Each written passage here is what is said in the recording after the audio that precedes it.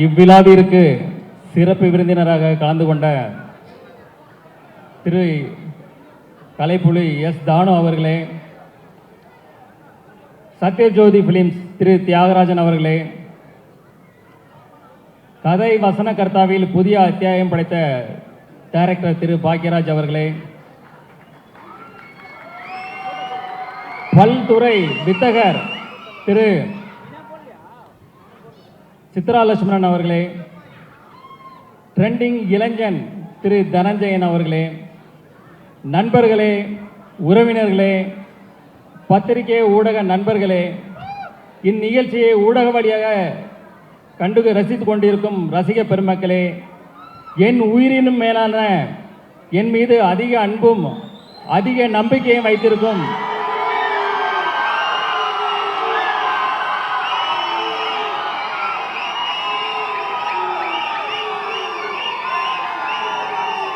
என் ரசிக பெருமக்களே, உங்கள் அனைவருக்கும் எனது அன்பான பணிவான வணக்கத்தை தெரிவித்துக் கொள்கிறேன்.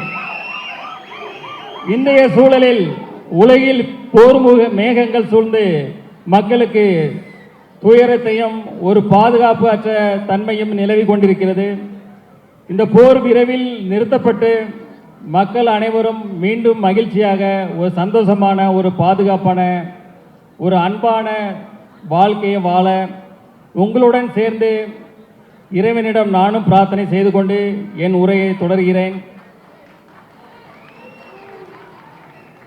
த லெஜண்ட் அந்த படத்துக்கு அப்புறம் இந்த படம் வந்து என்னுடைய ரெண்டாவது படம் வந்து லீடர் வந்து coming 3rd April good Friday அன்னைக்கு கம்மிங் 3rd ஃப்ரைடே ரிலீஸ் ஆகுது. வேர்ல்டு வைடு அண்டு தமிழ்நாட்டிலையும் ரிலீஸ் ஆகுது. இந்த படத்துடைய கதை பார்த்தீங்கன்னா, ஒரு இன்னசென்ட்டான அப்பா பிள்ளை, அவங்க ரொம்ப சந்தோஷமாக வாழ்ந்துட்டு இருக்காங்க. திடீர்னு அவங்க வாழ்வில் மிகப்பெரிய ஒரு கேங்ஸ்டர் உள்ளே வர்றாங்க. அதுக்கப்புறம் நடக்கிற விஷயங்களை நம்ம டைரக்டர் துரை செந்தில்குமார் வந்து அவ்வளோ அழகாக இன்றைய தலைமுறையினருக்கு பிடிக்கிற மாதிரி அவ்வளோ அழகான ஒரு ஃப்ரெஷ்ஷாக எல்லாருக்கும் பிடிக்கிற வகையில் மிக அற்புதமாக இயக்கியிருக்காங்க. அதாவது அவர் வந்து தன்னை முழுசாக அதில் அர்ப்பணிச்சுக்கிட்டார். எப்போவுமே தன்னை ஒருத்தர் முழுசாக அர்ப்பணித்து ஒரு வேலை செய்யும்போது அது ரொம்ப பிரமாதமாக ஒர்க் அவுட் ஆகும். இந்த படமும் அதே போல் மிக பிரம்மாண்டமாக வந்திருக்கு. இந்த படத்தை ஃபஸ்ட்டு எடிட் பண்ணி பார்த்ததும் இந்த மியூசிக் டைரக்டர் ஜிப்ரான் அவர்கள் தான் பார்த்தாங்க. பார்த்துட்டு டைரக்டர்கிட்ட ஃபோன் பண்ணி ஒரு 1/2 hour இந்த படத்தை பற்றி ஒவ்வொரு டீட்டெயிலாக பாராட்டி அந்தளவுக்கு பேசியிருக்காரு. எனக்கு தெரிஞ்சு இதே போல் வேறு எந்த படத்துக்கும் அவர் பாராட்டியிருப்பாரா எனக்கு தெரியல. ஸோ அவருடைய இசையும் இந்த படத்தில் வந்து ஒரு குத்து சாங் அதே போல் எதுவும் கிடையாது. இது படத்தோட ட்ராவல், அதாவது ஸ்டோரியோட ட்ராவல் ஆகிற மாதிரியான சாங்ஸ் இதில் இருக்குது. அதுக்கான வரிகள் இருக்குது, அதுக்கான படப்பிடிப்பு எல்லாமே அதை நோக்கி பயணித்தோம். ஸோ அதுக்கான இசையை பிரமாதமாக பண்ணி கொடுத்துருக்கிறாரு. அடுத்தது நம்ம கேமராமேன் திரு வெங்கடேஷ் அவர்கள். அவர் வந்து பார்த்தீங்கன்னா, அவர் கேட்ட லேட்டஸ்ட் டெக்னாலஜி, என்னென்ன லென்ஸ் வேணும், என்ன கேமரா வேணும், என்ன லைட்ஸ் வேணும், அதே போல் அவர் கேட்ட டெக்னாலஜி அத்தனையும் கொடுத்தோம். அதுக்குள்ளே டெக்னீஷியன் அதை வந்து அவரை சிறப்பாக பயன்படுத்தி இந்த அவுட்புட் வந்து ரொம்ப பிரமாதமாக கொடுத்துருக்கிறாரு. இந்த படப்பிடிப்பு பார்த்தீங்கன்னா ஜார்ஜியா, ஜெய்ப்பூர், ஊட்டி, தூத்துக்குடி, சென்னைன்னு எல்லா இடத்துலையும் நடந்தது.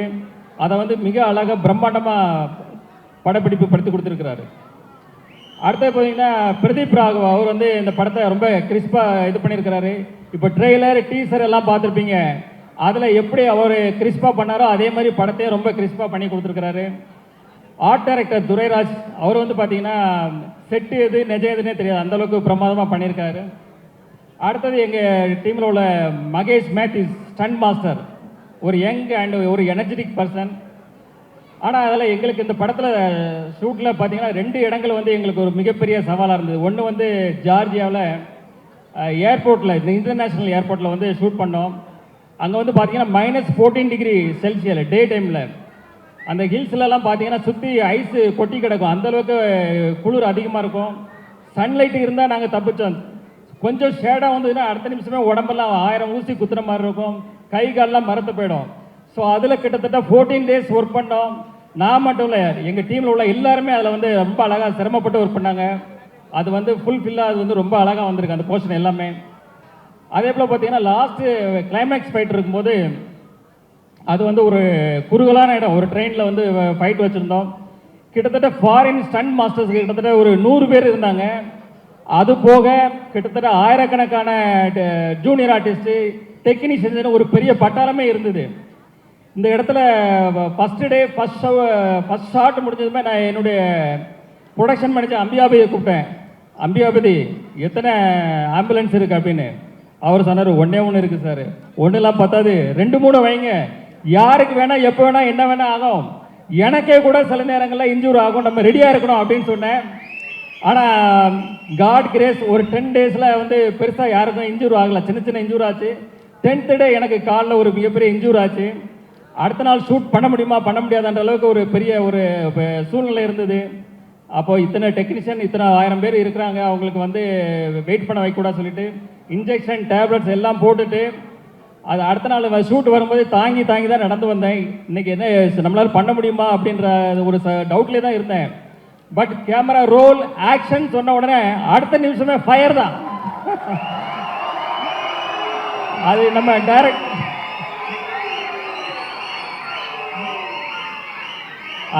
நம்ம டைரக்டர் சார் சொன்ன மாதிரி அந்த எனர்ஜி எங்கேருந்து வருது தெரியாது. அது காட் பிளஸிங், கடவுளுக்கு தான் நன்றி சொல்லலாம். அதே போல் இந்த படத்தில் ஒர்க் பண்ண அத்தனை டெக்னீஷியன்ஸும் அவங்கள வந்து முழுசாக அர்ப்பணித்து இதில் ஒர்க் பண்ணாங்க. எப்படி இப்போ நம்ம தலை எப்படி அப்படி தான் வாழு. ஸோ அதே போல் என் கூட இருந்த எல்லாருமே அவங்கள தன்னை அர்ப்பணித்து அந்த இதில் ஒர்க் பண்ணாங்க. அவங்களுடைய ஒர்க்கு எல்லோரும் ரொம்ப ஃபென்டாஸ்டிக்காக வந்திருக்கு. அவங்களுக்கு எல்லாருக்கும் தேங்க்ஸ். அதாவது நம்ம டைரக்டர் டீம் ஆகட்டும், எனி அதர் டெக்னீஷியன், எல்லா டெக்னீஷியனுக்கும் என்னுடைய தேங்க்ஸ். அவங்களுக்கு என்னுடைய வாழ்த்துக்களையும் தெரிவித்துக் கொள்கிறேன். அடுத்தது ஆர்டிஸ்ட்டுக்கு வர்றேன். ஆர்டிஸ்ட்டில் வந்து பார்த்திங்கன்னா நம்ம அறந்தாங்கி நிஷா அவர்கள் வந்து என்ன ஷூட்டில் இருக்கும்போது கோ டைரக்டர் வந்து சொன்னார், பக்ருதீன் சார் இவங்க வந்து ஸ்கிரிப்டில் இருக்கிற மாதிரி 2 வார்த்தை திட்டுவாங்க சார் அப்படின்னு. சரின்னு இருந்தேன். அவங்க பார்த்தா ஷார்ட் போகுது, திட்டிகிட்டே இருக்கிறாங்க. எனக்கு ஷாக் ஆகிட்டு உடனே பக்ருதீன் சாரை கூப்பிட்டு, என்ன சார் இது, நீங்கள் 2 சீன் தானே சொன்னீங்க சார், இன்னும் இவ்வளோ திட்டிகிட்டு இருக்காங்களா அப்படின்னு. இல்லை அவர் சொன்னார், மேடம் கூட 2 வார்த்தை போட்டுக்கலாமான்னு கேட்டாங்க. நான் சரின்னு சொன்னேன். ஆனால் இப்படி வச போடுவாங்கன்னு எனக்கு தெரியாது சார் அப்படின்னு.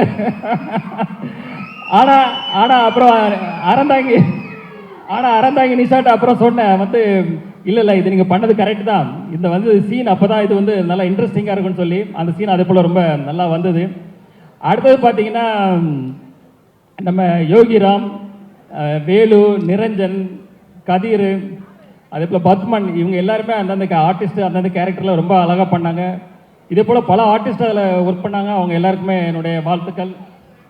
அடுத்தது வந்து இயல் பாப்பா, அவங்க வந்து ஒரு பார்ன் ஆர்டிஸ்ட் தான். டைரக்டர் ஆல்ரெடி இப்போ சொன்னார், அந்த சின்ன வயசுலேயே அந்த அளவுக்கு அதை புரிஞ்சுக்கிட்டு அதை அழகாக டெலிவரி பண்ணுற விதமாகட்டும் எல்லாம் ஆகட்டும். செட்லேயே அவங்க பேரண்ட்ஸ்கிட்ட சொன்னேன், இந்த பொண்ணு ஒரு நாளைக்கு பெரிய ஹீரோயினாக வரணும்னு, அது கண்டிப்பாக நடக்கும்.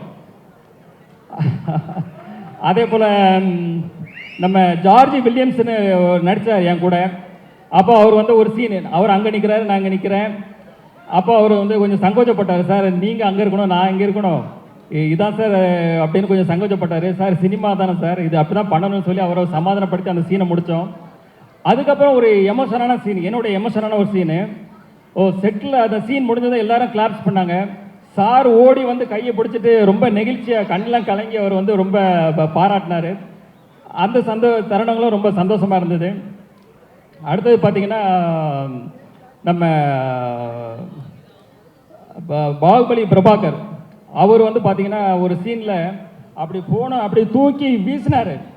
அப்படி பார்த்தா எல்லாம் ஃபோன் தெரிச்சு ஓடுது. பக்கத்தில் இருந்தவங்க எல்லாரும் தூரமாக ஓடி போயிட்டாங்க. ஏன்னா அவ்வளோ பயம். என்ன சார் இது இவ்வளோ பவர்ஃபுல்லாக அடிக்கிறாரு. ஏன்னா அவர் அஜானபாகு 6 அடிக்கு மேலே இருக்கிறாரு, கடோத் கஜன் மாதிரி இருக்கிறாரு.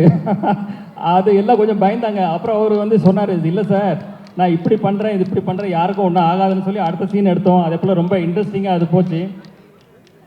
அதே போல் பார்த்திங்கன்னா நம்ம லால் சார் வந்து ஒரு மிகப்பெரிய ஜீனியஸ். அவர் வந்து ஒரு ப்ரொடியூசர், ஒரு டைரக்டர், ஒரு ஆக்டர்.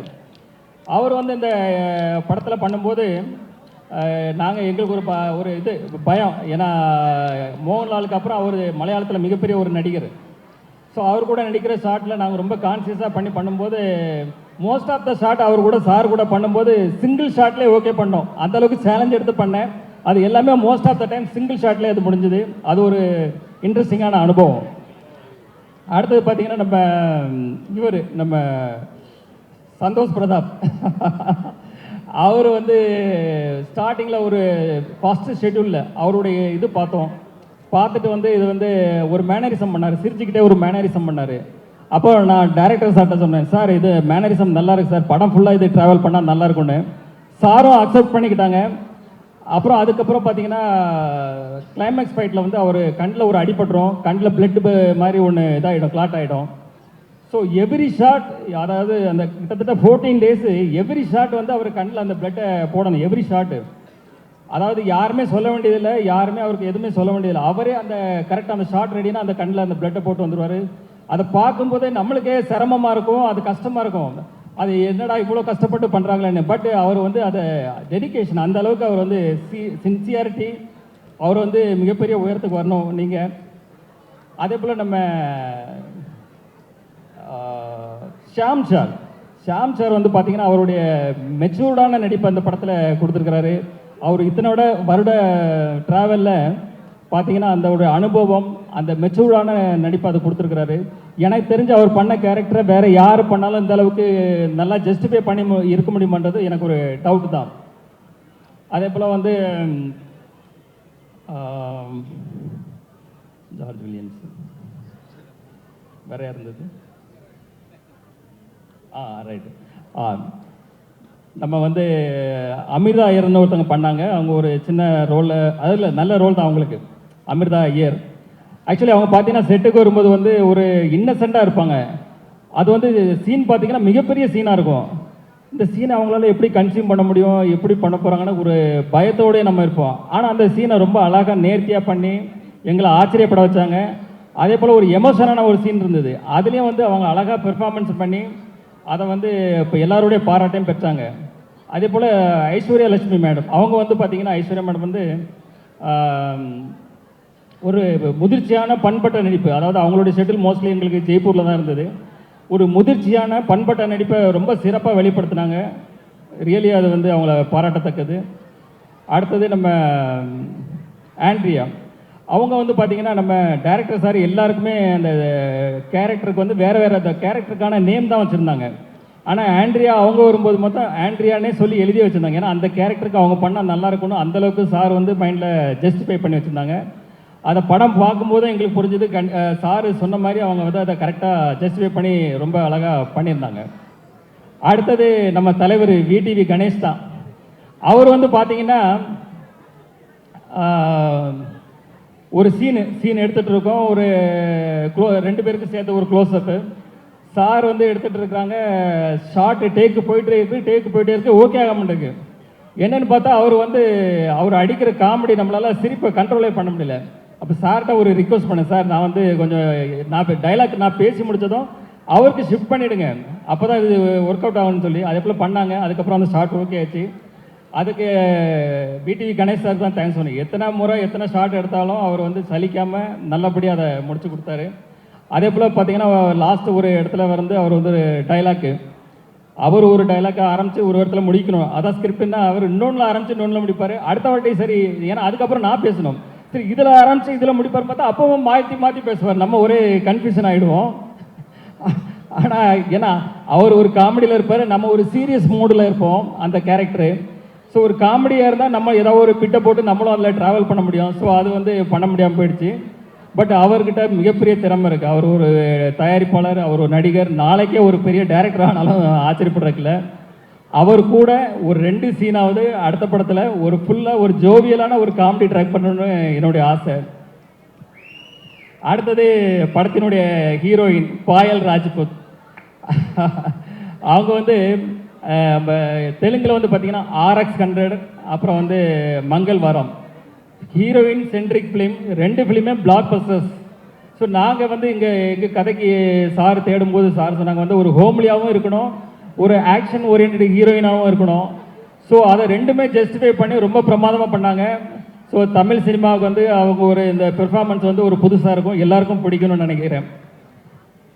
ஃபைனலாக இந்த படத்தை வந்து வெற்றிமாறன் சார் அப்புறம் தனுஷ் சார்லாம் இப்போ ரீசெண்டாக பார்த்துட்டு இந்த படம் பிரம்மாண்டமாக இருக்குது, பிரமாதமாக இருக்குன்னு பாராட்டியிருக்காங்க.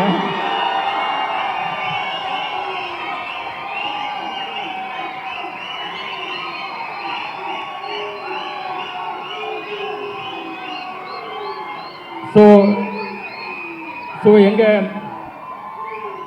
எங்கள் படக்குழுக்கும் சரி, எங்கள் படக்குழுக்கும் சரி, எனக்கும் சரி இந்த படத்து மேலே மிகப்பெரிய நம்பிக்கை. இந்த படம் வந்து ஒரு ஜெயிலர் அளவுக்கோ, ஒரு விக்ரம் அளவுக்கோ, ஒரு லியோ அளவுக்கோ வெற்றி படமாக அமையும். அதுக்கு எந்த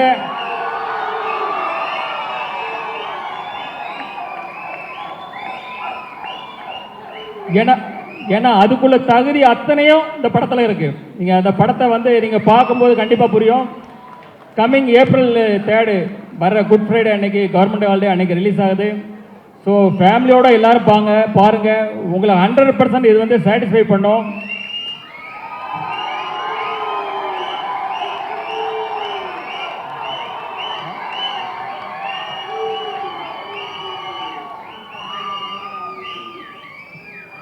இந்த படத்து மேலே நாங்கள் வச்சிருக்க நம்பிக்கை, உங்கள் மேலே நாங்கள் வச்சிருக்க நம்பிக்கை, இந்த படம் வந்து மிகப்பெரிய பிளாக் பஸ்டர் படம் அந்த ஆண்டலோட இருக்குன்றதோட எங்களோட நம்பிக்கை.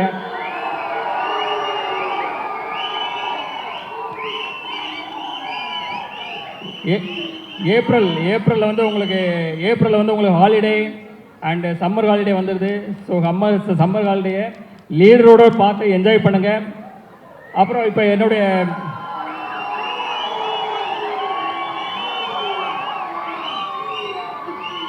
இப்போது ஃபங்க்ஷன் நிறைவேறடைய இருக்கிறது. எல்லாரும் சாப்பிட்டுட்டு, எல்லாருக்கும் டின்னர் இருக்குது, சாப்பிட்டுட்டு நிதானமாக ரிலாக்ஸாக ஹாப்பியாக போங்க.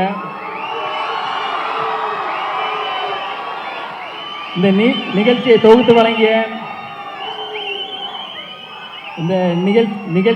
வழங்கிய ஆஞ்சலினா விஜய் அவர்களுக்கு மற்றும் நம்ம நிகில் முருகன் அவர்களுக்கும் தேங்க்ஸ். கடைசியாக இந்த படத்தில் வந்த ஒரு முக்கியமான எனக்கு ரொம்ப பிடித்த டைலாக்கு, அந்த டைலாக்கோடு இந்த சொல்லி இந்த படத்தை இதை நிறைவுபடுத்துகிறேன்.